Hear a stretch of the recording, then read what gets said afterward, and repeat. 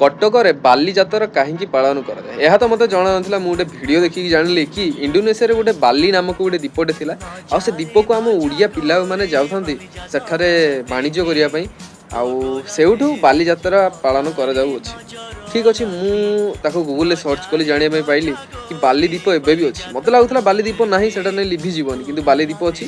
ସେଠି ହିନ୍ଦୁମାନେ ବି ରହୁଛନ୍ତି। ସେଠି ଆମର ମନ୍ଦିର ଅଛି, ସେଠି ଗଣେଶଙ୍କର ମୂର୍ତ୍ତି ଅଛି, ସେଠି ଆମ ବିଷ୍ଣୁଙ୍କର ମୂର୍ତ୍ତି ଅଛି। ଆଉ ସେଠି ସେ ବାଲିଦ୍ୱୀପରେ ମାନେ ଯେଭଳିଆ ଗୋଟେ ଷ୍ଟେଟ୍ ଆମର ଓଡ଼ିଶା ହେଲା, ସେଠି ଗୋଟେ ବାଲିଦ୍ୱୀପ ଗୋଟେ ଅଛି। ସେଠି 90% ପପୁଲେସନ୍ ହିନ୍ଦୁ।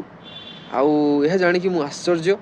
ଆଉ ଆମେ ତ ଜାଣିଲୁ କି ଆମେ ସେଠୁ ରିଲେଟ୍ କରିକି ଆମେ ଏଠି ଯାତ୍ରା ଫାତ୍ରା କରୁଛେ, କିନ୍ତୁ ମୋର ଏହା ଜାଣିବାର ଅଛି କି ଇଣ୍ଡୋନେସିଆର ଲୋକମାନେ ଆମକୁ ଜାଣିଛନ୍ତି କି ନାହାନ୍ତି। ତ ମୁଁ ସେଥିପାଇଁ ନିଶ୍ଚିତ ଭାବରେ ଟ୍ରାଏ କରିବି, କାହିଁକିନା ମୋର ଇଣ୍ଡୋନେସିଆରେ ଗୋଟେ ଫ୍ରେଣ୍ଡଟେ ଅଛି, ତାକୁ ପଚାରିଲେ ଜଣାପଡ଼ିବ। ତ ନିଶ୍ଚିତ ଭାବରେ ଟ୍ରାଏ କରିବି।